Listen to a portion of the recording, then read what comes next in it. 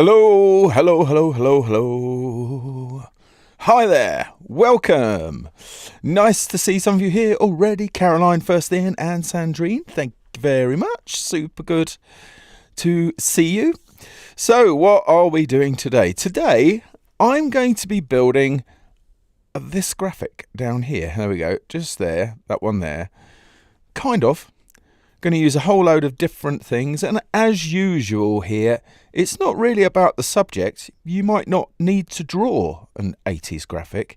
It's about the approaches and the techniques I use. Those are the things I'd like you to take away, rather than I could build an 80s graphic. You can, right? But let's go and build loads and loads of other stuff as well. So, just going to have a quick look here. Coffee ready. Sandrine's ready. I hope I've not got maddified. Even the subject matter. The outside of Adobe Live earlier on in the week. Maddie's in Tenerife anyway. She's having a nice time, relaxing, colour-free from that. So, let me get across into Illustrator and get this show on the road. So I'm just going to make sure that we can see the interface just here. As usual, hi Oliver in the chat there, very good. Just as usual, when I'm doing this, I point out my interface probably almost definitely looks different to yours, because I have a whole bunch of extra tools and plugins from those lovely people at Astute Graphics, who one day might actually decide to come up with some sponsorship wonga. Who knows? That'd be kind of... Jane's here. Hey, Jane. Hey up. Hey up. Hey up. Yes, holding up okay in the wind here, Oliver, at the moment. Yeah, that's another thing. Storm Eunice, or Storm EU. Nice.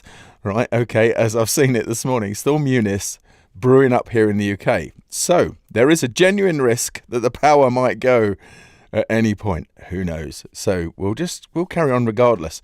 Getting some people in there. Hi Stuart as well, and Sean. Guten Tag, Sean. Wow, it's like, and Angus is here. Hey Angus, hope you're doing well. Fabulous. Right. So this is what we're aiming to do. Something like this. Okay, that's the general gist of it. And so I'm going to go ahead and start building exactly that. In fact, I'll do it in a new window. So I'm going to create a new document here. Same profile as this one. Should be. So I've used the shortcut Option Command N. So that would be Alt Control N on Windows. That means use the same profile as used for the last one. Very useful shortcut to do, especially if, like me, predominantly you're doing 1080p documents all the time.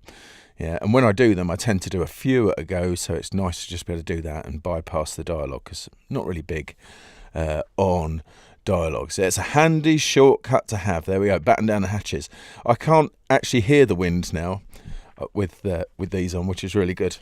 But I could just beforehand have thought, man, that sounds crazy. Just out there, sounds really crazy. But yes, and well, anyway.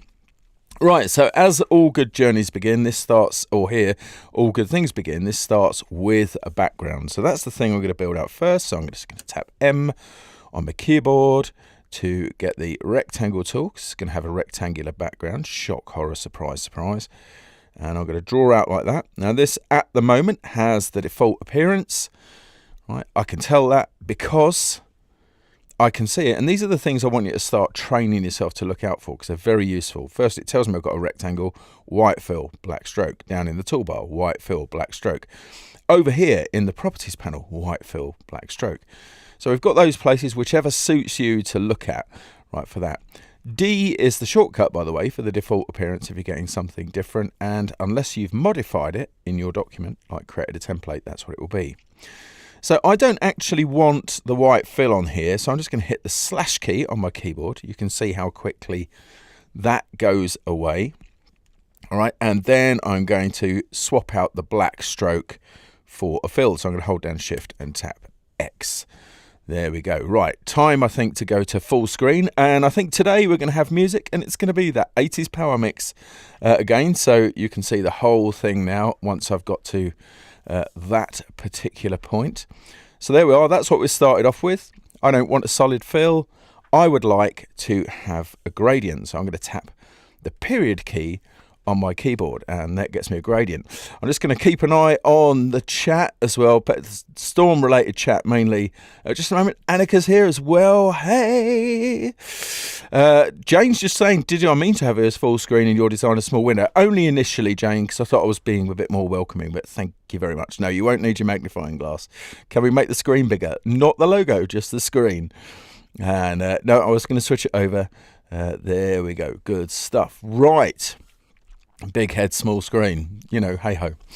And the music should have kicked in around about now as well, so you should be getting that. Hopefully not too loud. That should be pretty much all right.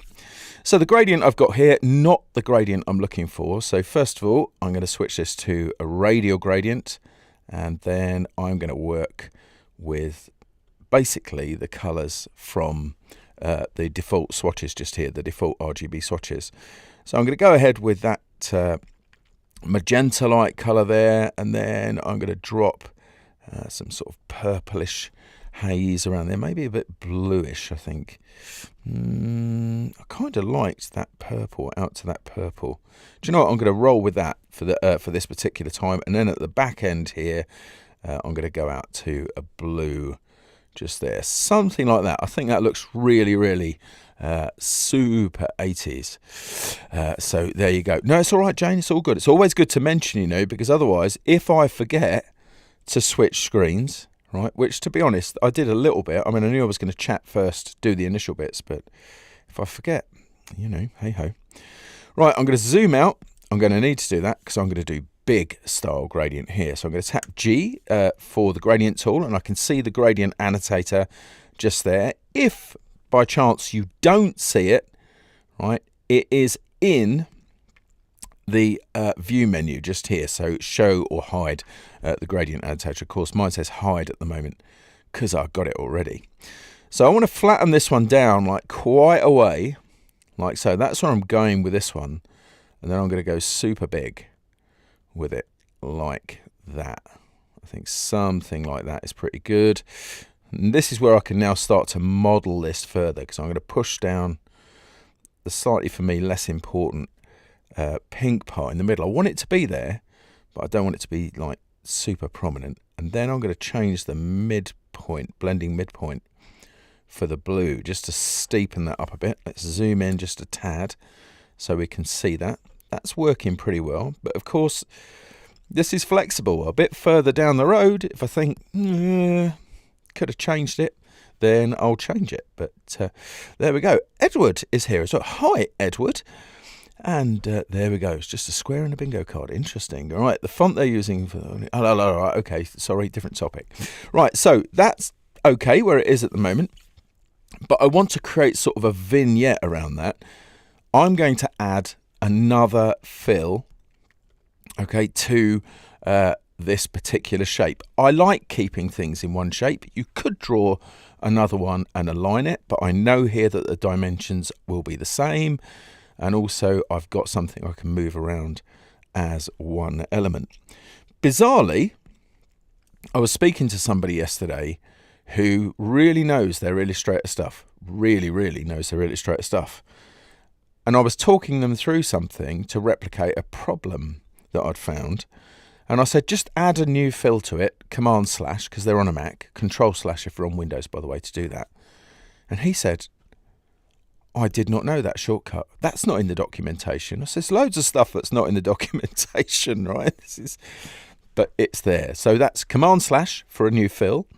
Okay, Control/ on Windows. And if you want to add a new stroke, you just add in Alt or Option to the mix. So if you're on a Mac, for example, you go Option, Command/, and there you go. You get a new stroke with it. Okay, so I'm going to turn this one into a gradient. So once more, I'm going to tap the period key just here for that. Now it's replicating the gradient I had underneath, so you can see the two fills just here. Ooh, actually, it's showing me color stop because I've still got the gradient active. In fact, let me double check that is behaving properly. There it is. Okay, it's all good. Let's turn off the fill in the background. Good. Turn off the fill on the top. There's something not right just there. Okay, I'm going to bring this new fill up to the top, and this one I'm going to apply a gradient to. Same gradient for now. I'll save the gradient I've got here, and then I'm going to add a black to white gradient. I'm going to change one end to black so it's the same as the other end, and then drop the opacity for that down to 0, like so. Reason? Because all I want to do is affect the opacity between the two stops. I don't want any blending of colour. If you have white going to black, what do you have in the middle? You have grey, right? 50% grey we call it, but it's grey. Yeah. If you're combining that with blending, that means you get 50% grey at 50% opacity. Yeah. Whereas black to black means I just get black at 50% opacity. I'm going to change this to radial like so. So now my vignette is a tad too strong. So once more in with the annotator just here. And I'm going to pull that out until it creates me the gradient I really am looking for. Something like that. I just want it on those corners, and that will work pretty good. Okay, nice. That works fine. Let's zoom in on that. That's looking okay so far. With a prudent idea to save at this point. Okay, so I'm just going to call this 80s live, like so. So I know it's live content. And there we are. Right, good to go on. Let's have a quick scan over here. You find problems in Illustrator. Edward says, you find problems in Illustrator. I am the problem in Illustrator. Oh, man, I'm sure that's not true. Jackie's here as well. Hey, Jackie. Who needs documentation when we've got you? Well, this is true, but I won't be around forever. So, you know, somebody else start writing it down. But there are tons of little things in Illustrator, and they are little things that aren't documented. There's lots. There are in InDesign. There's megatons in there. Excuse me for a minute to grab a quick drink. Right. Now, I could add another fill here for the next thing I'm going to do, which is to add some starry speckles into the sky. In fact, what I'm going to do is I'm just going to paste down another graphic here. Right, this is the version that I actually was putting out on Instagram or whatever yesterday, a square version of this. And so we've got starry skies and all of that good stuff in the background. Okay, cool. I'm going to get rid of that for now. But this time around, I am going to create a rectangle for it. I'm going to keep it separate, and I'm also going to layer it here so that it's ready for After Effects should I need it. So drop in a new layer. I can go ahead straight away and name that stars, and then come along and draw my rectangle. What I could do is I could say 1920 px, because that's what the width of this is. Okay, and then tab through, and for the height I could do 1080 px divided by 2. And there we go. I get the rectangle I actually do want. Groovy. Okay, so now that I've got that, I'm going to bring this across and drop it. In fact, I'll use the alignment controls here because it's the only object selected to align that to the center and the top. And then I'm going to fill it with a solid color, comma on the keyboard. We'll go ahead and do that for you. So I'm just going to fill that with black, the most recently used solid color on here. Let's have a quick shift at this. I hope Adobe is watching this. They are. Trust me. Tim's not in the background. Tim will be in the foreground somewhere. He'll be there. But no, trust me, somebody from Adobe is watching it. Right, so now here is where I'm actually going to depart slightly, okay, from the Illustrator native tools, because I'm going to use Texturino by Astute Graphics. Although if I wanted to, do you know what? Let's go with the native tools and do it this way. So I need to find some noise in here.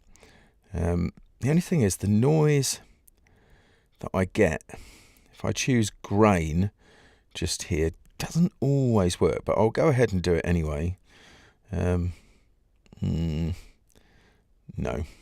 I'm not actually liking that. That if I just have soft sprinkles just there and don't have a monochrome option. Let's choose sprinkles. That might work. If it doesn't work, we'll come back to it. But I'm going to try and stick to using native effects as much as possible. I'm going to get my appearance panel open so that you can see it. So I'm also on here, in addition to the grain effect, let's drag that onto that fill. Okay, interesting. Let's leave that where it is then.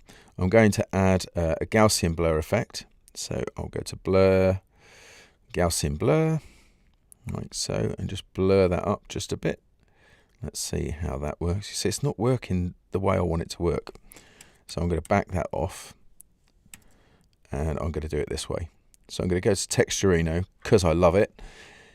Loads of different textures in here. You can add your own. There's tons that they have on the website. I'm going to add that. So plus to add some texture. I'm going to go ahead and change that to normal. So you might think visually I've got the same result. I don't need the astute buddy. That just pops up whenever I use an astute tool, although you can turn that off. Okay, so Jackie's worker lurking. Nice. Good. So now I can go back to my selection tool, which will help here no end. And then that texture should be sitting on top of there. There we go. That's what I want it to be. Then I'm going to go ahead and try that Gaussian blur just a bit. That's working much more the way I want it. So I just want it to be softened off a bit. Yeah, so let's try that at 1.171. That could be any number. That's just where I went to it. What's the hierarchy of the fill level when you use effects?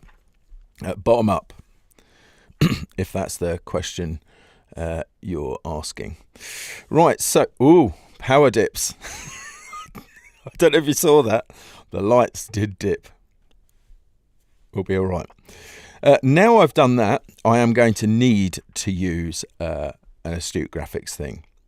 So I'm going to go to the effects menu. I'm going to come down to the additional effects here that I have from astute graphics. And I'm going to choose levels. Okay, so there's the histogram that I get with levels. This is Phantasm. Phantasm is like jumping out to Photoshop and using Photoshop, but without using Photoshop, if that makes any sense at all. So it's like utilizing the bits inside of Illustrator that actually are Photoshop, because there are some. That's where the Photoshop effects come from. Right, but I'm actually doing something different with it. I'm just going to push the levels. Ooh, there we go, right the way up. Just there. So I'm kind of going, let's see if I can enhance that any. There we are. That's working pretty nice. You should be seeing tiny speckles appearing that start to look like stars. There we go. You see that? Yeah, I'm sure you can. Right, unless you're watching a phone, in which case I'll zoom in for you in just a second. But that's working pretty good. So I've got that nice sort of star-like effect, because it is just a background effect that I want there. Discotheque light strobes. Bit of lens flare in the studio. Yes. Yes. Yeah, they do stack using the natural order, Sandrine. They are. And you can see them being applied just there. So if I turn off Phantasm levels at the bottom, yeah, then it goes to... sorry, top down it's working here. Texture, Gaussian blur, la la la. Yeah, so it draws them. I think it actually draws from the bottom up inside the application, but I'm not 100% certain now. So what I want to do here, because if I apply a blend mode to this, right, then it will blend not the way I want it. So I'm going to group it. So Command G, it's a group containing just one object. But that allows me to modify further the blending. So I'm going to go to opacity here. I'm going to choose screen, in which black is neutral. Okay, and I think I'm also going to drop down the opacity just a little bit there. There we go. That's what I'm after. Something fairly subtle. I've just seen in the chat Stuart asking, is Astute still actively supporting the plugins? Yes. In fact, yesterday they released a new version of Astute Manager. This is what the Astute Manager looks like. This is the control panel that you get for their stuff. Right, Nick, if you're watching this, by the way, send me some dollars. You're getting prime time now. So that's what you get. They absolutely, things update frequently. Yeah, they couldn't be more active. They've got new stuff in the pipeline. They're an amazing company made with lovely, lovely people. So yeah, very, very active is what I'd say. Okay, so I'm going to go ahead and lock that layer. Then I'm going to create a new one. I'm going to call this Mountains, because you've got to have some Californian background mountains on the go, right? I think I've still got my graphic on the clipboard, so I'm just going to paste that. There you go. It's got some sort of, mountain range goodness going on in it. And I'm going to try a different way. Whoopsie daisy. My favourite phrase. I'm going to try a different way of building these mountains. They do have a subscription model, but it's an annual subscription. Just pay every year. And I think at the moment it's $139, including tax, I think, for a year. I'm doing their ad work for them, just here, pointing this out. And 139 divided by 52, is £2.67, right, a week. Now, let's say you only work 48 weeks in the year, which is the HMRC calculation. £2.89 a week. Yeah. £2.89 a week. I stop at Costa. Other coffee shops are available, but not on my route to work. I stop at Costa in the morning and get a coffee, and I spend more on that coffee. And in fact, I have that coffee every day, 5 days a week. So that's like 17, 18 quid, more than that, in coffee money. And all the coffee money does is make me hyperactive. Yeah. And if I'm buying cakes with it, fat. Yeah. £2.89 is not a lot of money for productivity tips. No, there's so much in Astute Graphics. It's I thought my monitor was dusty. Epic. What I've been asking Illustrator is in Astute Graphics. That's the big thing, is that quite a lot of the things, I'm just reading through the chat, that quite a lot of the things you asked for are really good. New dashboard, that's the new things. A dollar's used in the UK now. Jamaican dollars, yeah, that's why I'm a multi-millionaire. In JND. No, that's anyway. Right, so lots of companies do use it for payment. I'll take any currency. If you want to give me $1 million, give me $1 million. Yeah, I don't mind. It's still close to £1 million. Probably equivalent soon. Right, back to the main program. I am going to draw a line mit der line tool, like so. I am going to, for the purposes of ease of viewing for you, I am going to give that a white stroke and make it super big and thick, like so. Okay, just so it's easier for you to see. I'm going to use an effect to do the work for me here. Now, to be honest, I could probably just plot some points with the pen tool. I could probably just go click, click, click, click, click, click, click, click all the way across and do what I'm doing here.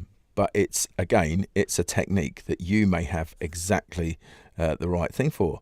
Ooh, Umacorn's here as well. Fantastic. Hey. Or is that or Amako? Might be a different person. Don't know. Aha. Right. Oh, no, same person. Good. Hi. Right, okay, so what I'm going to do here is distort and transform. I am going to choose a roughen, like so. Now, that looks like a crazy, like sort of sound-bitey thing. So I'm going to drop this down to 1%. Oh, in fact, I'm going to start going to decimals. I'm going to go 0.1.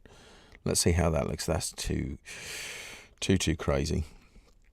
I'm going to go with 0.5. That's much better. Now the detail, I don't want that much detail in it. So I'm just going to drop it down, keep going down to, maybe 2. I'm going to go 1.5 because I like the decimals just there. Yeah, that's pretty good. That gives me a range there. I could increase the size a bit now. Let's try that. There we go.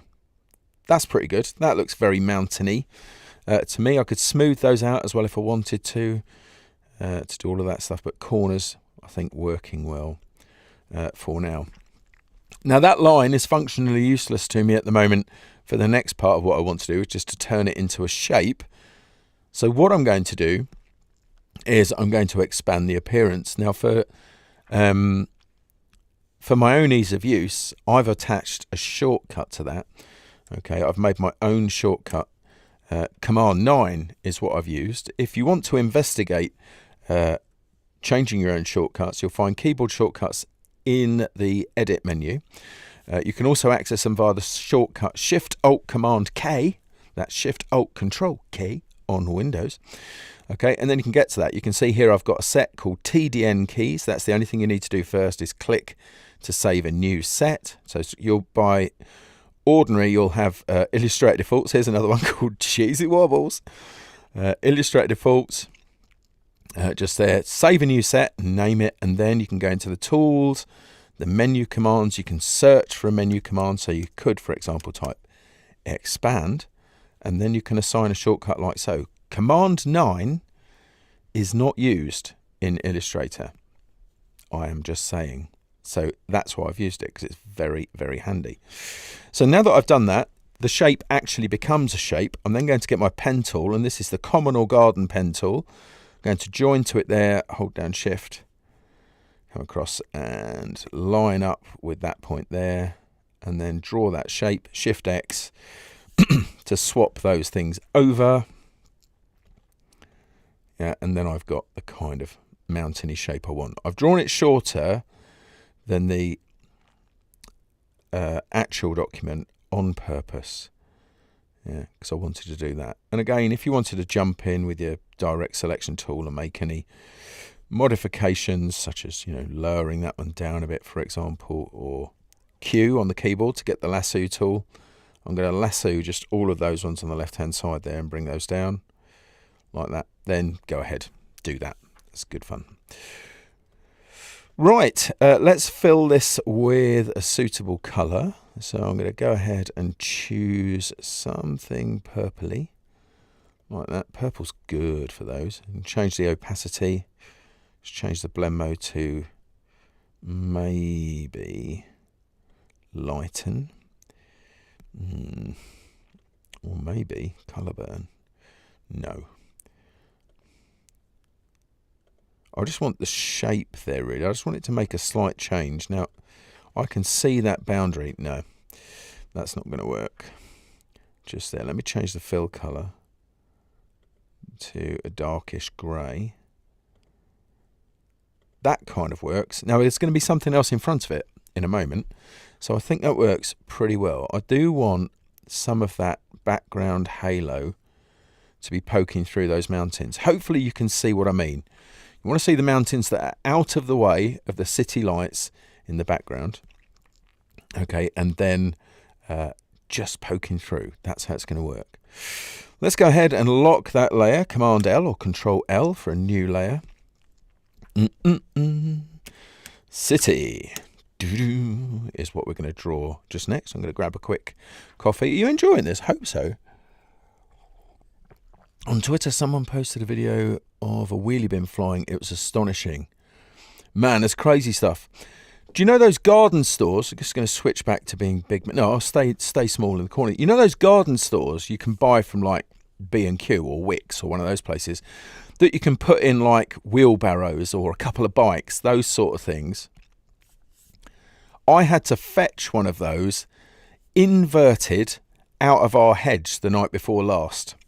The contents of it had been strewn in it going up in the air. The weight inside had dropped down and forced the lid open, and the thing had happily sailed up and was inverted on the hedge. Madness.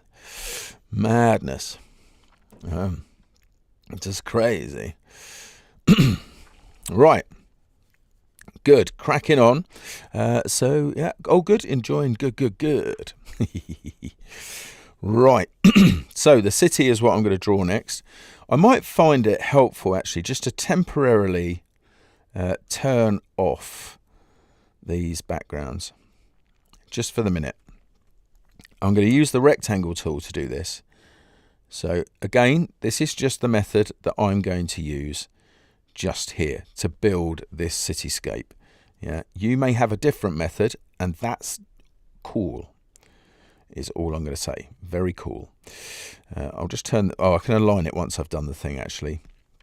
Right, so I've got a rectangle there. I'm going to split this up into several more rectangles. So I'm going to go down to the path menu from the object menu and split into grid.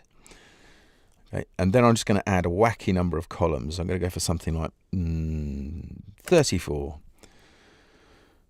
You know, because it's the same as my age. On there, I can preview that. There we go. That's quite a lot of things. I like it. And that will give me, okay, all of these paths. You can see I've got all of these separate rectangle paths. Keeping or selecting all of those things again, because I deselected them, I'm going to use the transform each shortcut. Okay. So to do that, Shift Option Command D, Shift Alt Control D on Windows. Okay. And then I can start transforming these. Now I want to transform them from the bottom because I would like the bottom to just be flat, but I do want to make some changes to the height. So what I'm going to do is I'm going to dial the height down, which of course will happen uniformly to begin with. I've dialed that down to 30%. I'm just going to try and tuck that across. I'm then going to turn on random. Yeah, so that randomly changes all of those things. Now I can turn that off and on again, and it will randomize each and every time. So if you wanted to, you could do that, or if you change the value, it will re-randomize like so. So you could do that until you got something that you liked. I'm going to say arbitrarily, yeah, that I like that one. There we go. Good. So now I've got that, I am going to go ahead and copy that. So I'm going to click the copy thing just down here. If you've watched my stuff regularly, you will know there is a shortcut for copy rather than clicking on it. Yeah, you know there's a shortcut for OK. You hit enter or return, and that OK is any open dialog. But the shortcut for copy in Illustrator is just to add the Alt or Option key into the mix. So if I use Alt or Option here and hit return, okay, and if I'm still in Illustrator, which I jumped out of just for a moment, and hit return, ooh, that's interesting, it's not having it. That's weird. It should do that. Anyway, it should create me a copy. So that's created me that copy. Let's just go ahead and move that up and down a bit so you can see that that's all still there. And I don't think it's given me all the shapes. That did not work as well as anticipated. Okay, not to worry, because I need these to be separate anyway, so you can see what's going on. So this time, again, with the transform each, so with separate object transform each, I'm going to leave the size a bit bigger. So I'm going up to 50% just there, random variations on 50%, and then horizontally, I want to bring that down like so. So I'm giving that quite a bit. I've actually gone to -10 just there. I'm going to go to negative. I'm going to see, keep going. There we go. I am going to go randomly, okay, to -16. And I think I'm actually also now going to push up the height somewhat. There we go, something like that. I can feel the building shaking around me, by the way. Epic. And let's do that. There we go. Just so I get some things like that. Of course, you can mess around with this as much as you want. I'm then going to bring those down. Okay, so they align with the bottom there like that. And you get something. You can do it 2 or 3 times. It's just easier, yeah, than having to do everything at once. And you find an individual one that you think, oh, I'd rather that didn't look like that, or it's too central, then it's still not drawing all of those things. That's the main gig there, right? You can just do that.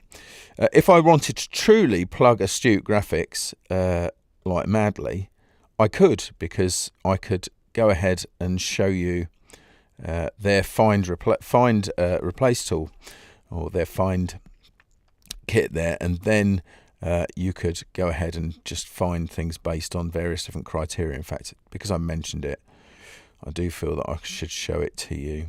Find replace art, there it is. Okay, so you can find and replace. It's like on a steroid. It's madness. I'm going to duplicate a couple of shapes just here. There we go. That's good. Now that I've got that, I don't want that shape there. Don't like it. I'm just going to bring in a couple more. Just option dragging now to get some more variation in there. But it does help if I hold down Shift key when I'm doing it, just to keep it aligned. There we go. Good. And there we are. It's just a quick way to draw something like that. Now I've got it, I'm going to group that. So I've got a group there based on those things. Have a quick look. The Escape from New York trailer was done this way. Oh dear.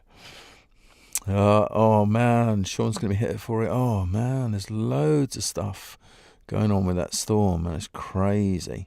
Yeah, they are all individual shapes at the moment. However, now that they're grouped, they are dealt with, okay, as the one shape. And the great thing is, with having a group, I can go ahead and add another fill to it, which I've just done.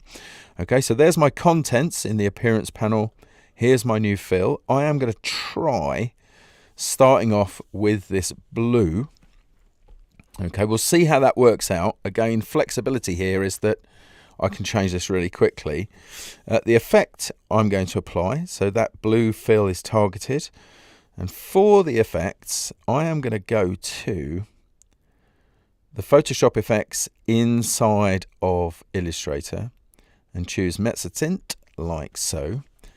Now that gives me this interesting kind of look there. Let's see what medium strokes looks like.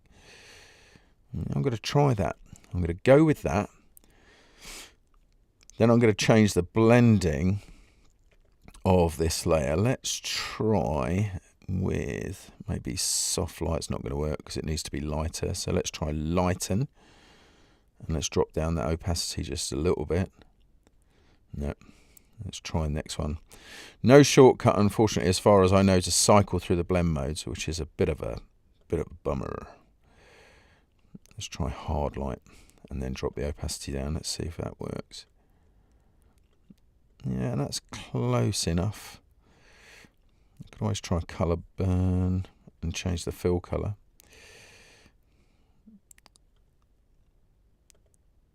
Maybe not. No, there we go. But anyway, if I mess with that, let's think, I'm not in a rush to get it done, so you know I can just carry on and mess with that as much as I like.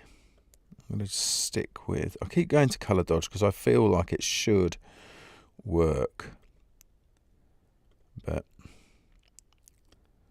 let's go lighten just for now and drop that down just a shade. There we go. And change out that fill color, because some of the artifacting that's going on there is actually a product. There we go. So now we've got that city, but changing that to dark blue. The up and down arrow do work to cycle through, but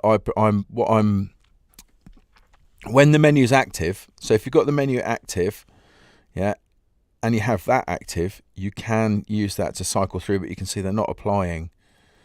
It's just moving you through the menu. What I'm after is something that's more Photoshop-like, where Shift plus and Shift minus allow you to cycle through the blend modes if you've got the selection tool, the move tool, sorry, active. So there's the city. It's there, bringing that down like so. Something like that. I think that could shrink just a little bit. It's a bit too high. There's not enough mountains coming through. The effect updating. But, you know, for a background effect, that works pretty well. If I thought that those strokes had now got too dense in places, then of course I can do something about those. Let's have a quick shifty just here. Cool. Oh, you were right, Jane. Don't preview. It's all right. Don't doubt yourself. You're all good. Right, so another layer. Command L for that one. This one's going to be grid. Pachow. Like so. Okay, and then we're going to draw the all-important techno grid at the front. So I'm going to hit the / key on my keyboard. That gets me the line tool. In fact, actually, I've got my own toolbox for this. If I go to my toolbars here, did you know you can create your own toolbars? I hope you did, because in the default toolbar doesn't contain everything I want quickly, and I don't like long pressing to hold for certain tools. So I've got a toolbar here called no cuts. It means there's no shortcut for me to activate that tool. Yeah, and here I can just drop this over to the side, have it wherever I want it to be, and then just pick the tool I want, which in this particular case happens to be the rectangular grid tool. Like so. And Jane thinks the city looks great. Thank you, Jane. And Sean has also just picked up a Photoshop tip. There you go, Sean. I've got more. And it definitely is Photoshop next week, by the way. I did say at the end of last week's stream, if you were watching that one, yeah, next week is Photoshop. Actually, it's not. It's next week. So I'm going to drop that down a bit. So I'm just aiming for something that I think is going to work here. I'm just trying to gauge the density of this. And I think that works okay. And again, just for now, I'm going to change that to a slightly wider stroke like that so you can see it. So the polar grid tool, the rectangular grid tool draws me a rectangle and also draws me a load of lines. You can get into that and play with all of the individual lines on there if you need to do so. And in fact, when you hover over them, that's how they highlight. You can tell they're a combined group, so they are made of nested groups inside. That's how they work. But I'm just going to bring this out to the center of the document. So if I can select it, there we go, like so, and bring that to the center. And then I'm going to tap E for my transform tool. That opens up its own little HUD just here. So we've got all of these different controls because you've been able to use the functions of this, such as distort and perspective, for ages. But I think it was in CS4, going way back, that they introduced this HUD. So you could access them without holding down weird key combos. It might have been CS6 actually, thinking about it. But anyway, I am going to choose the perspective distort just here. And then if I grab one of the corner handles, I can just go bringing that up like so. I think that's kind of working. It's going to need to be bigger though. So I might need to do some further adjustment here. So I'm going to go ahead and bring that down. And then I'm going to scale it outwards. So I'm just going to use the bounding box for that. So I'm going to hold down the Option key so it works from the center and just pull that out like so. There we are. Groovy. Super good. Whatever I do on this layer, I would like it to be kind of masked off. I don't want to see the extension artwork from there. So what I'm going to do is I'm going to draw a rectangle that kind of is the same size as that area that I'd like to represent just there. Okay, Shift X to fill that with white and make sure it's centered. That's pretty good. Make sure that I can't see any overspill artwork beyond those edges. Good. I'm then going to cut that to the clipboard. I'm going to go ahead and go to my layers. I'm going to hit the layer target, or as my friend Von calls it, the meatball, just there. Okay, so the layer is now targeted for effects and transparency. So I'm going to go ahead here, make sure that that object, I choose make mask. Click into the mask, Command F or Control F to paste in front. Make sure I click back on the artwork thumbnail. Just there. I could also delink these right, if I wanted to, so the mask would just stay in place. But actually where it is good, and clip is something I would definitely want here. And that just means that the extension art is hidden. You can't see it. Still there, still appears when you hover over it, but it's just hidden for the purpose of now. So have a quick catch up on the chat. That looks quite nice. Thank you very much. City looks great. Thank you very much. What works is clicking on the blending mode, hitting L for light, and that does work in there. True. And Jane makes her own toolbars and workspaces. Smart work. Loving it. Very good. You need to open the blending mode first. That's the thing. That's what I want to avoid. Technogrid and her best friend, the Disco Brush. I know who you are now, Edward. But hey, nice to see you, man. Nice to see you. My heart feels that you're here. Thank you very much. But the jig is up. Alexandra, hey, man. Fantastic. Yeah, I think it was CS. I'm pretty sure it was CS4. Right, now we can get to work on the grid. So what I think might be nice here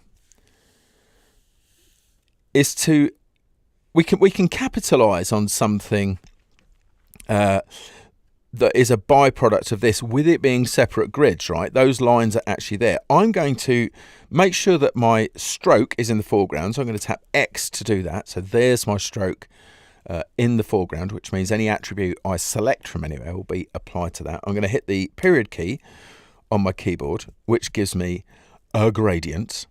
Okay, like so. And I'm going to leave it at radial, actually, here. And I am... Well, actually, mind you, I'll just select the default white to black gradient, like so. Just for a minute, I'm going to zoom right in so you can see how this is happening. Watch what happens, because it's linear now and it is going within that. If I go across the stroke, which is this option here, okay, the gradient panel should open automatically when you apply a gradient to a stroke. You can see how it's now going across all of those strokes. Now, if I change that to radial, you'll now see that it, in addition, mirrors across there. Yeah, so I've got a nice mirrored effect. I'm going to change the black color here to kind of very light blue. And I think I'm going to also option drag another copy of that up. So I've got a second one just there, but I'm going to drop down the opacity to maybe something like maybe 80%, something like that. So it's just a hint, and then expand the white outwards a shade, and that would become more neon. I'm going to back that off a little bit. I think I might need to bring the white down just a bit to get exactly what I'm after. That's nice. Do you know what? If I went ahead and dropped the blue here down to maybe 90%, that's going to start to work nicely just there. So again, this is going to be the combination of a load of subtle things, so that will become apparent. Yeah, you will be able to detect that. If I wanted to as well, I could blend that secondary to that, and that way that you'd get a little highlight appearing in the middle of all of those strokes. One of the quickest ways I could probably show you how to do that would be to drop down the opacity of the white. So if I take that to 90% as well, so some of the underlying stuff will show through, and then zoom in for you. Yeah, you can just about see the intersection there. Not working exactly the way I want it, but close enough for this. Good stuff. Right, so I'm then going to apply an effect to that. So I'm going to go to my effects here, and I'm going to go to stylize and outer glow. I'm going to change the color. I'm just going to pick something from this sort of range here. Let's go towards that. The lighter it will be. And screen. Let's pump that up a bit. There we go. You can kind of see. I don't want to go much further than that because it will become too soft, I think. But yeah, about 7, 8. Somewhere in that region. Yeah, that's working okay, I think, for the grid. That works pretty good. Just there. Needs something else, though, to pop that forward.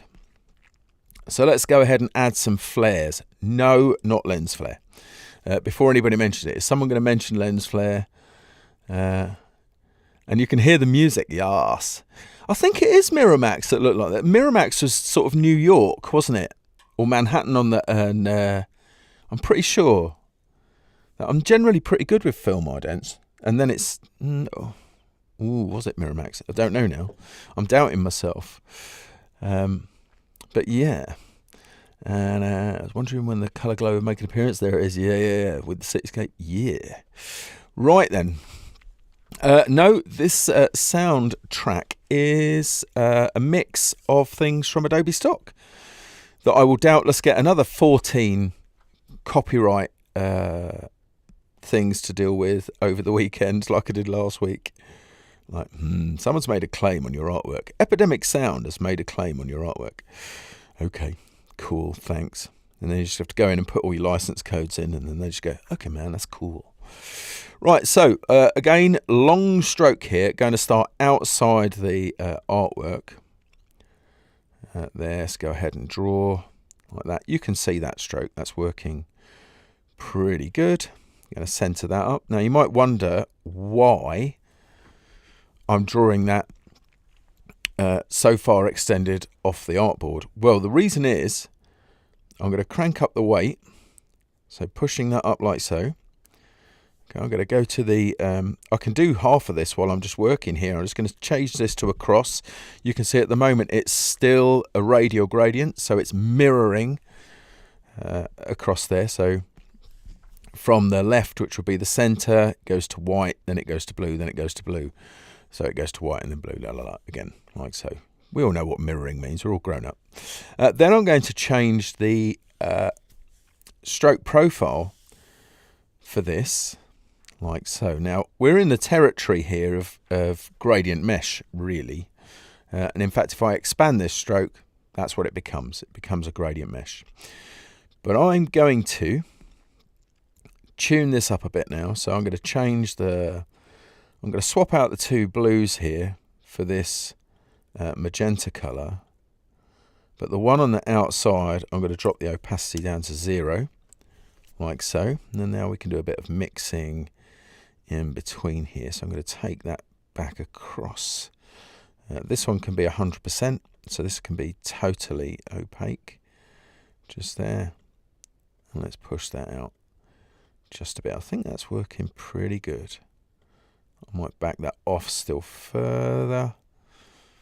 So we're getting a nice highlight there. I'm still not 100% sold on it yet, though. And what I think it needs an additional stroke. So I'm just going to bring that down. That is working pretty well. Just there. Yeah, I think that's pretty good where it is. Nice. But I think I'm going to add another hit to it with another stroke. And I'm actually going to draw another stroke for this one, like so. For that stroke, I'm going to be lazy, and I'm going to take the appearance of this stroke, drag this thumbnail onto the other stroke to apply that quickly. That's something else that two friends of mine, actually, who should know better, or should know this thing, two friends of mine didn't know you could do that you could drag an appearance out of this thumbnail and drop it onto another thing.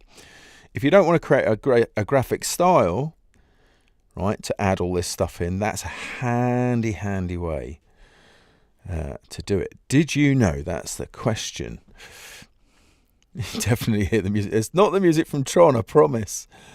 There should be music. It should be subtle though. There you go. Alien Invasion. I don't hear music, just got the calm voice of TH in headphones. Oh, thanks, Stuart. One of the many voices living in my head. You can drag. Yes, you can. There we are. Yep. No, the eyedropper works too perfectly. Yeah. So, right. So now with this one here, these profiles are width dependent. Yeah. So you get the shape based on the width. Now that is mighty fat. 304 points. Nice. I am going to take away the gradient just here. I'm going to change this one. Oh, do you know what? That actually worked quite well with that at low opacity. That's that blending I was talking about. But here, bizarrely, it's actually working out better. Ooh. I'm going to go with that. I kind of like it. So I'm going to bring that down on top of this one. So I'm going to target this one as a key object and do align to center. Yeah, I think that works. That's nice. I like it. I did not like it. You're welcome, Umbercorn. Fantastic. Yeah, there's always stuff. Nice. Something else I could have done, you know, and might do, depending on how we go on, because we've got about half an hour left. Yeah, half an hour and some change. I might create a reflection of the city. That would be kind of good, I think, to do. In fact, let's have a look. Where are we in the stage of the process? There's enough time for me to do that now. I'm going to do it. I'm going to lock my flares layer. Just there. Pop quiz for you. How do I know at a glance that one of my layers has a layer-based effect on it? How do I know that? That's because it's got a dotted line underneath it. So if you're examining artwork and you want to know if it's got, you know, if there are any layer-based effects on it and stuff like that, you can go ahead and just look at the layers panel and you'll see in there if it's got a dotted line, means there's a layer-based effect on there. And you can drag patterns from the swatches palette too if you want to modify them. Absolutely you can. The other thing you can do, Jackie, if you want to spawn a new copy of a pattern, just so you know, in your swatches, here's the thing.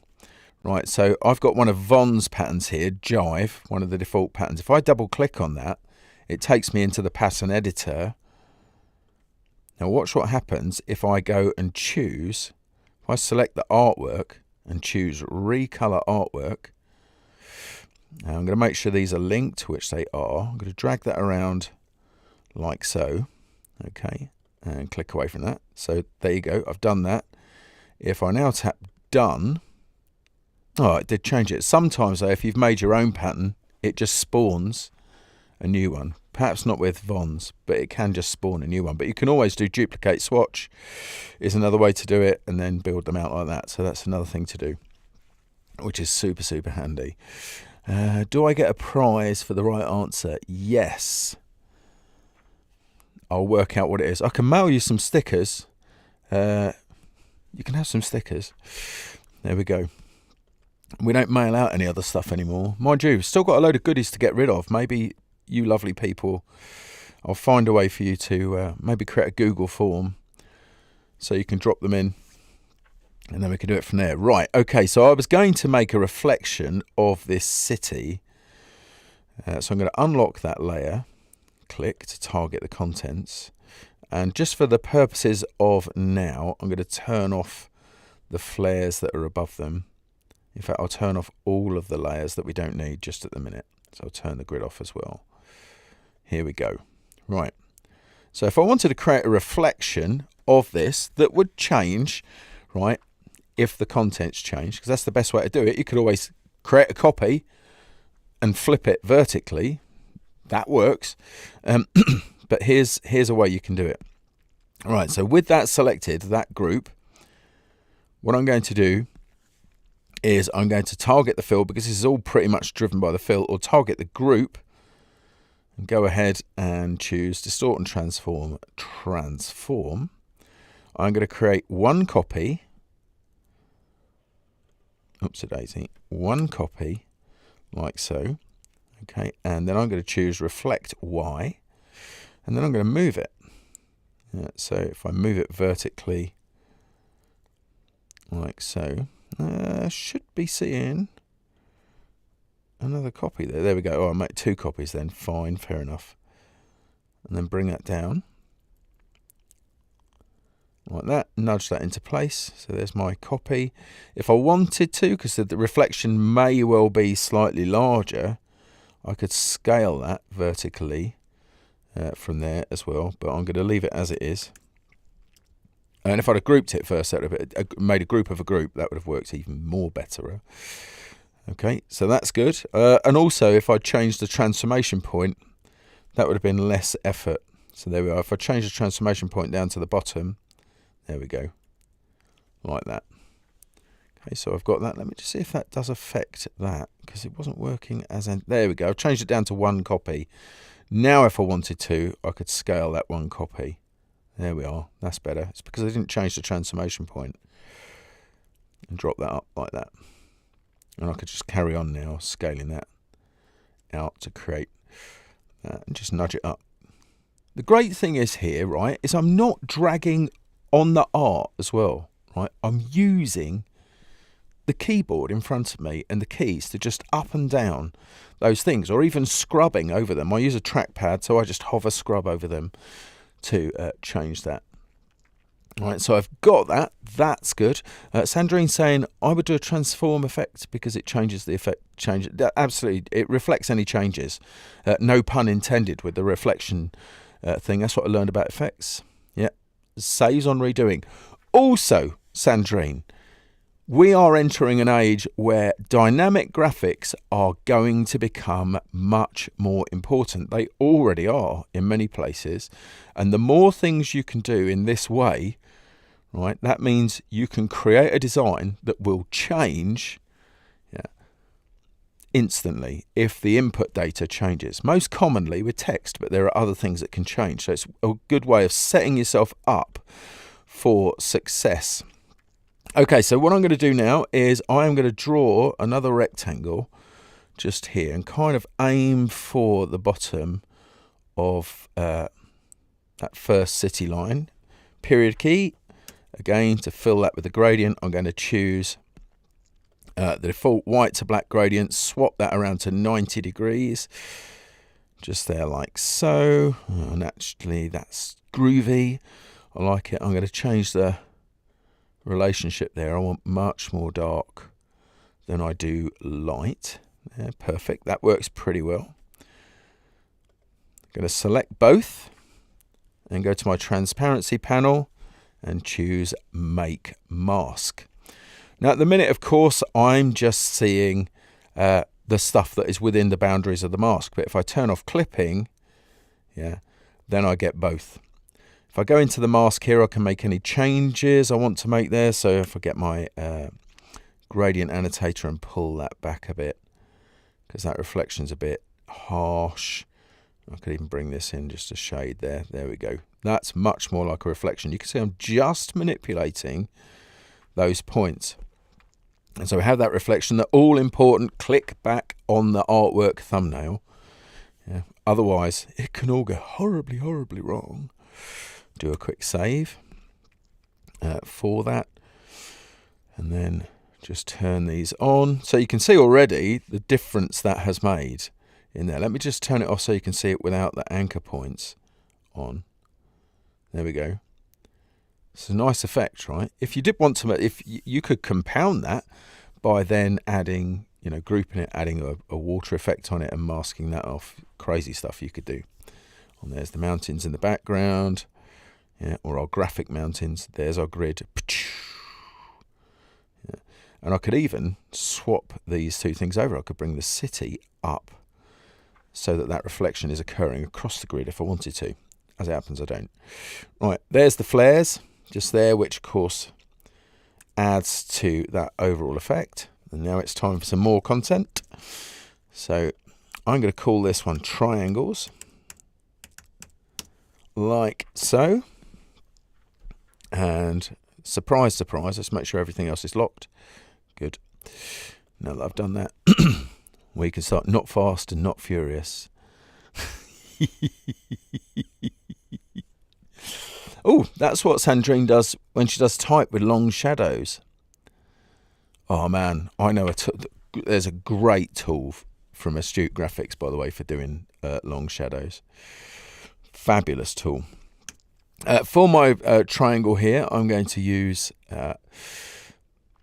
the polygon tool. I'm going to start dragging like so. So I'm creating a hexagon just there. So down arrow 1, 2, 3 times just there. Of course, if you've done that and you've already drawn it, back in the day, that used to be like a fait accompli. That would be it. You would have had your chance to do it. You just have to draw it again. Of course, these days we have this tiny little widget on the edge of the bounding box. Now mine's at the top here because it's at that angle. Yeah, but there you can see you can drag through like so to change that. A triangle is as low as it can go, because after that point, as I have said many times before, it starts to look suspiciously like a line. You know, you can't really tell, but there you go. Astute Graphics need to sponsor you, and they also need to do giveaways. Nudge nudge, wink wink. Yeah, I agree on both of those counts. I don't think a little giveaway would hurt, but the unfortunate thing is, Sandrine, is that people just abuse it. That's the problem. People abuse it. So Shift X to swap those things over. Let's start pumping up the stroke, not the volume as the popular song goes. We'll pump up the stroke just there. I am going to borrow the gradient from the flares. Now what I should have done, I want to select the bottom most of those two flares, so I'm going to use the layers panel to do my dirty work for me. I'm going to go to the gradient. Ooh, that's the wrong one. Oh, I thought maybe I've moved it. Let's just go back to the layers panel. Let's try this one. That's wacky. Oh well, do you know what? It wasn't a huge effort to remix it, so I'll leave that. Something strange there, but anyway, right. This one I'm going to fill with a gradient, so I am going to bring the gradient to the front. I just realised why the problem was there. Anyway, moving on. Hit the period key to give that a gradient. Let's go. Magenta is big on my radar at the moment. I'm not going to lie. It is big on my radar. I'm going to go across like so. Now already that looks 100% more 80s. See you later, Jackie. Back to work. And once more, I'm going to make that so that it's going across like that. So it's got that sort of neon-ish look to it. I could soften that off a bit by just maybe making it more pink. If I just double click that again and go to the opacity thing here, just try and blend that just a little bit more so you can see enough of it, but it's not just straightforward to white. It's got a bit of that colour in it. That is working around about there. I like it. Yep, that's pretty good. So we'll go with that one. I'm then going to add another stroke on top of that. Just get the appearance panel open so you can see it. So I'm going to do Option Command / that would be Alt Control / to do that. I am using the same gradient just here. However, I'm going to change the way the gradient works. I'm going to draw it around the stroke like that, and then I'm going to drop the opacity of the one on this side. Let's go with about 40% just there. That's pretty good. And just move that around a bit. And I'm going to change that to linear. No, I'm not going to go with the radial. I like it. So that's going around like so, giving me that nice highlight edge with a bit of neon poking out the side there. Quick save and a quick check on here. Yep, magenta is there. Already rocking in the sort of horror show way. Magenta, my favourite character, I think, in the Rocky Horror Show. Magenta. Right, but we're risking Storyville here, so I'm not going to. I am going to drop this stroke down a bit, just to get a little bit of an edge. In fact, I'm going to go further than just a bit because it's too thick. Now, what I have to remember is I've got 2 strokes here, so I have to do both. I'll keep tapping the right-hand side of my trackpad. So just in here, I need to dial that down. Okay, it suddenly made that active. Let's try that again. Let's scroll down a bit. There we are. I just want a bit of that edge poking out, but not too much, because it's nice the way it is. Groovy.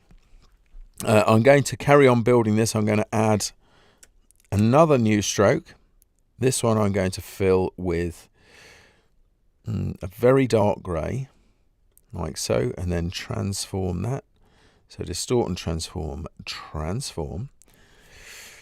I'm going to, the registration point is set to the center. I want 2 copies. Then I'm going to add some rotation in. Nice. Like that. I think I might be better if I went from the bottom right hand point just out, or actually even from that base. And I think I'm going to scale those down as well. Let's bring them down. Not too much. I'm going to go with 90%. I'm going to go 94. Yeah, that works pretty well. Yeah, I like that. That angle of rotation I think is good for that. I'm then going to change the blend mode of only those strokes. So let's go with multiply. So they're multiplying through the background, but then drop down that opacity. Just there, just a bit. In fact, right the way down. So they're like just a subtle effect. Now seeing that, I want to change that rotation. So I'm going to just model that a bit further. I think maybe half of that. Yeah, just over half, 5%, or 5 degrees, not percent. That's working pretty well. That's looking 80s-ish to me. The only other thing I think that could actually work really well here, if I apply it to the whole object, is an outer glow effect. You can't have enough outer glow here in the 90s. Let's go to the colour swatches. I'm going to borrow that RGB magenta because it's super, super bright. And let's just change the opacity just a bit and increase the blur size there. Nice.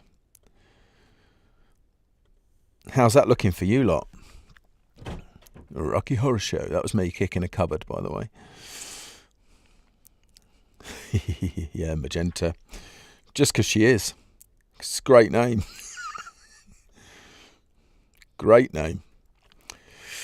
Right, so that's working all right. This has got a really hard edge now, you know, by comparison. I might resolve that. This is the thing, but you can see it's quick for me to work with. If I do decide there's something that needs to change there, again, it's that inheritance of properties that I just spin this down. Yeah, I'm going to just modify that slightly. And the way I'm going to do it, I am going to leave it slightly larger, but to enhance the glow, I'm going to go ahead and add another stop and then just bring the opacity of this one down, which is going to have the effect of softening that edge, but without detracting from it. I think that's lush, as they would say in Bristol, Brizzle, Gert lush. Nice. Another layer, and this is going to be chrome text just here. And Edward, by the way, cheers for the Photoshop stuff you sent me across earlier. I didn't use them exactly, but they did form a lovely basis for what I was doing. So there we go. So, and I never saw that either. Miami Vice. Miami Vice. Crockett's theme. Let's get another copyright strike. Oh, no, man. Eddie. They were going to put that on in the college I was at. One of the colleges I was at. I was in more than one. And they were going to put that on before Richard O'Brien withdrew the rights for it, because he went to see it and apparently was horrified by it. Didn't like it at all, with all the throwing of Kit Kats and all that stuff that came along with it. Didn't like it, so I'm going to centre that up and move the triangle at the same time. And so withdrew the rights, the performance rights for it. But just before that, they were going to put it on at one of the colleges I was at. And someone suggested I would be a really good Eddie. Like, yeah. No. Right, so here's my Chrome text. I've got my stack of 80s fonts. I use FontSelf, which is not actually active just at the moment. Not FontSelf, that's what I was doing on Wednesday. Font Agent is what I use as a font manager, but I've already activated all of my 80s fonts that I'm going to use today. So I'm going to choose Viper Squadron and Solid, like so. That's nice. I like it. I tend to null any existing fill on text because it's good practice to do that. So the way I do that is to hit the slash key with the text selected, making sure that the fill is in front. It isn't at the moment, it's at back, so that will have no effect. If I tap X and hit the slash key, right, then that fill has gone. I then add a new fill. You might think that that's a sort of a weird thing to do, to have a fill, get rid of it, yeah, and then add a new fill. But trust me, it is the best way to work, because the characters have their own fill underneath, and sometimes it can bite you, yeah, if it comes up with a fill underlying the fill you're currently working on. Right, so that's pretty good. Is there any kerning things that need to be done in there? Not really. So we can go ahead now and change this, pardon me, to a gradient. And I am going to mix. I'm going to start off with the default white to black, spun round at 90 degrees, just there, and then start mixing up some colours. Now I could, because I've still got it on the clipboard, I think. Oh no, I haven't, but I can get it because I've got it on my reminder document just here. I'm going to crop this image because I only want bits of it, right? So why have the whole shooting match when I only need some bits? In fact, I'm going to make that as small as it can be. We'll just go with the E from there. There we go. That will do. Reason is I'm going to borrow the gradient colours from that graphic. Cool. Right, so I'm going to go ahead with this first stop just here. Let's get my eyedropper and pull that colour out. I'm going to add another stop. The eyedropper's still active. Pull out that colour. You've got to try and go for the solid part of it, really. I think that's black in the middle. Let's go down to here. This is, so there's the 3-part blend there. There's that, and then there's a light blue hit from there, and then right down at the very bottom, we're back to purple, like that. There we go. I'm going to save that gradient because it's not applying to the text at the moment. So just to make sure that I've got it, let's go back to my text, and then we can pull that gradient in from there. Boom! It's the wrong way around, so I'll flip the gradient. That's working pretty good. Need to do a little bit of tuning because this is meant to represent a horizon line here, right? So we're going for a chromium type effect. Yeah, so that would be a horizon line. So it needs to be very, very close. You can get within 13% of any stop. That's the maximum stop distance, is 13% for the midpoint blend in either direction. And you can tell that when you pull that down, it says location 87 or 13. So 13 one way, 87 the other. That's pretty good where it is. Let's have a look at that. Of course, this will have a bit more pop in a sec because it's going to add in some more stuff. Do you know what? I think I need another stop just here. I'm going to pull in. There's a very, very faint. That's nice. That works all right. Let's blend that out a shade to there. That's working all right. I think that looks pretty good. I mean, I could tune this bottom bit here just to get that highlight up a bit from there, but that works pretty well. Nice. Next then, I'm going to create, in fact, I'll do it on a rectangle. I'm just going to tap M here, draw a rectangle with that. I am going to null, get me. I'm going to get rid of the colours that I don't want just for now. So I'm just pulling these stops away. And then I'm going to pick some colours from in here. So again, with that eyedropper tool. Dude, make it pop by 13%, please. And all good, thanks. It's very retro looking. I think so. I think it's got something cool and retro about it. I'm going to pick this one down the bottom. Oops, a daisy. I went into the outside of the graphic there. And add another stop. Got a solid colour just there. Another stop. Kind of a light blue. Just there. I think I need one more stop just about here. Add another one. Get that horizon line thing going on. And then it is pretty much plain sailing white into a dark, well, it's sort of very light grey into white. Now that's working pretty well on that gradient, so I'm going to save that gradient so I have that as well. By the way, if you've done this, you can option click that save icon there if you want to go ahead and name it at the same time, right? But otherwise you can just double click on the swatch in the swatches panel if you really want to name it. Okay, so that's good where it is. I'm going to go ahead now and delete that because I've got everything I need from there. I can also delete that one. I'm going to go back to my text. Let's get the appearance panel up and rocking, and Command / for a new fill. I'm going to go to the bottom most of those two fills and choose my gradient. Now you can't see it at the moment, but you will when I choose to offset the path. So path, offset path. Nice. That's not bad where it is. Might just make it just a bit thicker.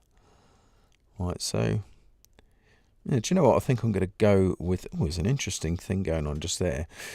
I'm going to see if I can null out that gap, get rid of that gap just there. Let's just, whoops a daisy. Let's go back and get that back. And with that, I'm going to see if I can pathfinder that out to add and or merge to see if that gap will disappear. I don't think it will because it's not truly a counter. So when you've got that O, the middle of the O is a counter, and that will help with those things. But that's working pretty well on there. We can then model the gradient just a bit. So I want to bring down this horizon line so that it's more in keeping with the horizon line from the other bit of text. There we go, something like that. Working pretty well. That's good where it is there. I think that works nicely. I'm aware that we've got just like 7 minutes left, so I need to crack on. Let's go ahead and have a quick save just there and go with where we're at. Just 2 more things to add now, and they're essentially text. I'm just going to leave those as call it CTA. There we go. So text tool.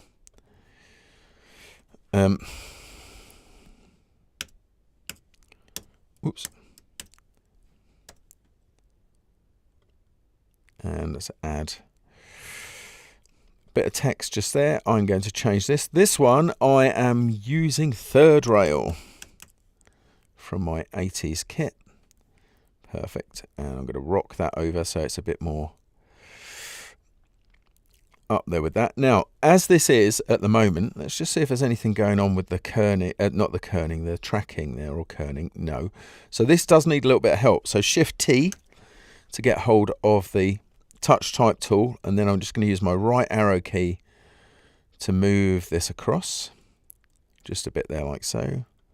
And I'm going to go for the in there also, if I can get hold of that. And move that across a little bit. This one I'm going to make slightly bigger. Then maybe just move that up just a shade or down. That'll good. Down is working well. That's nice. I'm going to fill that with magenta.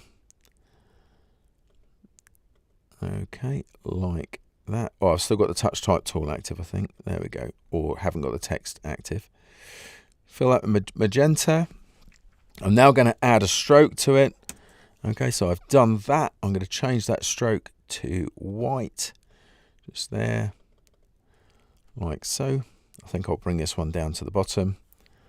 So we'll get that there. Now there's one other thing we could do to maybe make that a bit more 80s, right? And that's to use another effect. We're going to go ahead and 3D materials. I'm going to choose inflate.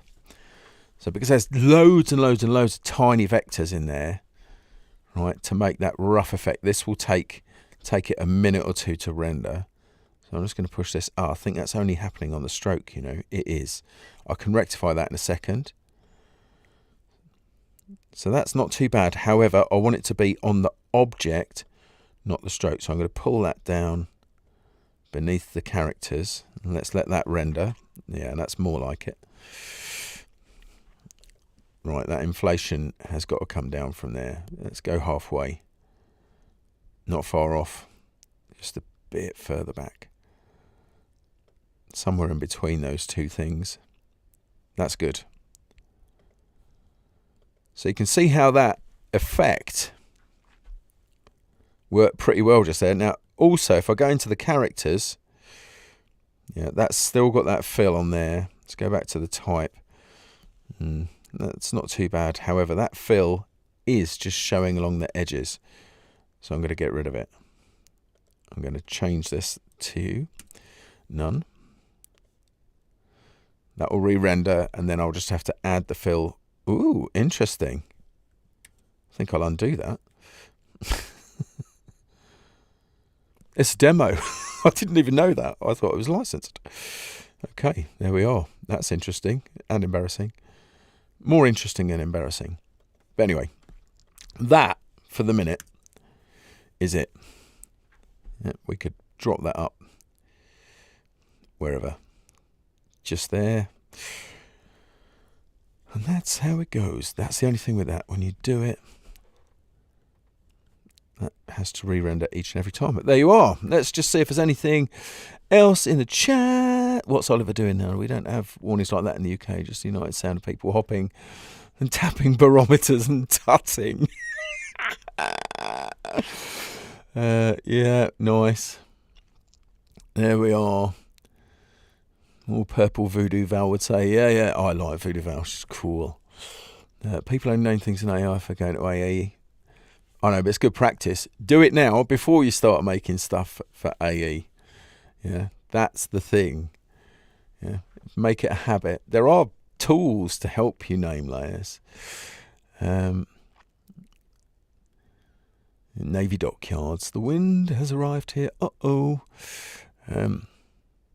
Yeah, there we are. Anyway, we're done for now. Hope you've enjoyed it. Like I said, Photoshop-based stuff next week, Friday at midday. All right, but thanks ever so much. Who's keeping track? 3 or 4 trademark issues today. There's no trademark issues. I'm going to get that font license right now. I thought that was maybe because these are all synchronized, and thinking about it, on this machine I'm signed in on a different account, and that's probably why, but I'll investigate it. They'll have a license within the hour, so, but that's very interesting. Thank you very much for joining me, and I'll see you next week. Okay, take good care of yourselves now, and toodles. Bye.